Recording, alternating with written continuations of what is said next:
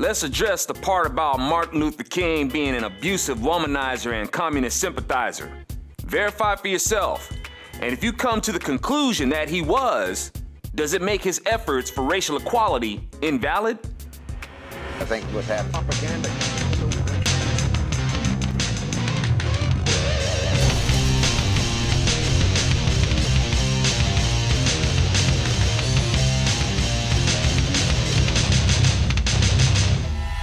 I have to put that out there because it's a pet peeve of mine when people act like they're so above everybody else because they know someone else is flawed.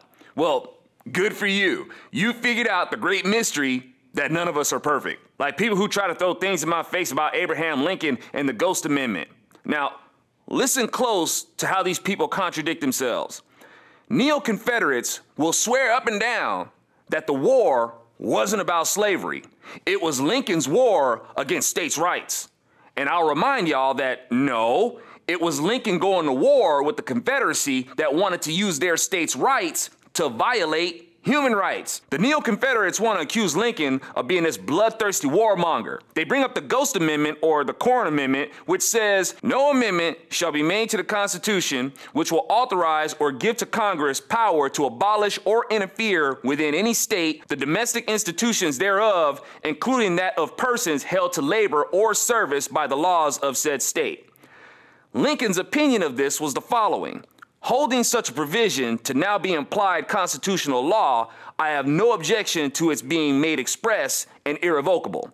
So, if the pending war wasn't about slavery, and if Lincoln was such a warmonger, why would the Republicans try to ease tensions with the South with that Corn Amendment? Why would the Republicans draft an amendment that would give the South the notion that their slave institutions wouldn't be threatened? Because that's what the Democratic South was most worried about. Their so-called right to keep the institution of slavery in their states. And to avoid war, the Republicans offered the Corwin Amendment. Don't tell me that the Republicans were hankering for a war. Don't try to tell me that the South was only trying to protect their state sovereignty. Now, if you look at the Corwin Amendment closely, you'll notice the word slave or slavery isn't mentioned in it. The Corwin Amendment uses the word persons. Democrats didn't acknowledge the personhood of slaves, namely blacks. And that was and still is a great defining characteristic between Republicans and Democrats. Republicans don't disqualify personhood. Democrats do. And in the Corwin Amendment, the writing is very clever. First up, the amendment is correct in basically saying Congress has no power to tell states how to run their business. But if that state is violating the supreme law of the land, and that law includes not depriving a person of their life, liberty, or their property without due process, and if a state makes labor part of the punishment for their crimes, then that is consistent with the Constitution. But they can't force someone into labor. They have to commit a crime and then go through due process that finds them guilty, then sentenced to labor. That's why the Corwin Agreement includes the words held to labor or service by the laws of said state. The Corwin Amendment wasn't a pro-slavery amendment. It was a carefully crafted amendment that shows that it was the Southern Democrats who wanted to keep slavery and wanted to go to war for it. That's why the Republicans drafted that amendment that the Neo-Confederates try to throw in our face. If slavery had nothing to do with the war, why would Republicans use slavery as a supposed bargaining chip to pacify the Southern Democrats? Whether it was Lincoln or Martin Luther King, y'all can try to tear them down to make yourselves look like you're better people. But people like Martin Luther King, for all his faults, stood for a righteous cause. He's not like Obama, who appears to be a solid family man like Martin Luther King allegedly wasn't. But Obama does not stand for a righteous cause. Martin Luther King did. Not every cause Martin Luther King stood for was right, but one of those causes, being racial equality, was right. And it was right in a huge way. But his other faults should not detract from that. And what's sad is that too many liberals have missed his message in a huge way.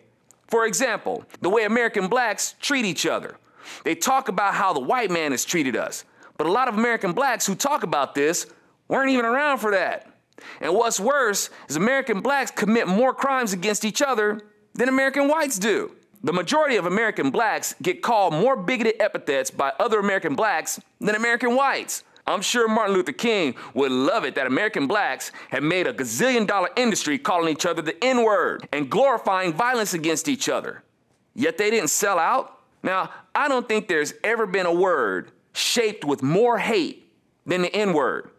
It's as if somebody sold their soul to the devil to come up with a word so fueled with hate to curse another person with. And the effect of that cursed word is to void personhood. And just as blacks were called the N-word rather than man or woman, so as to program to see themselves as less than men or women or less than human, many American blacks are trapped in that cursed conditioning as they remind themselves of the programming that they are N-words, less than men, less than women, less than human. With that programming of not valuing themselves as humans, it's no surprise that American blacks will be the leading abortion cases. The curse of the N-word takes its toll as blacks see themselves as less than human.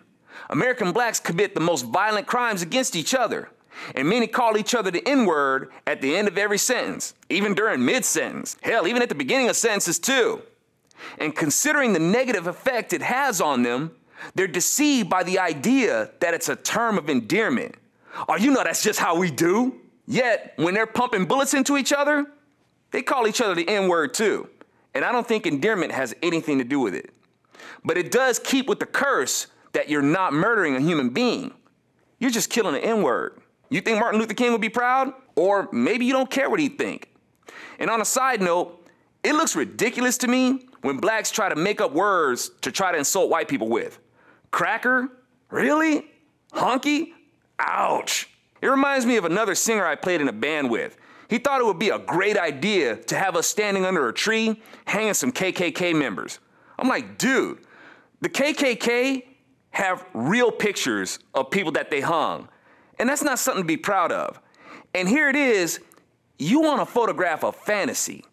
That's lame. I'm gonna teach those KK guys a lesson. I'm gonna make a fake picture of us hanging them, and I'm gonna call them Peckerwood. That'll show them. Y'all, I don't like the Klan either.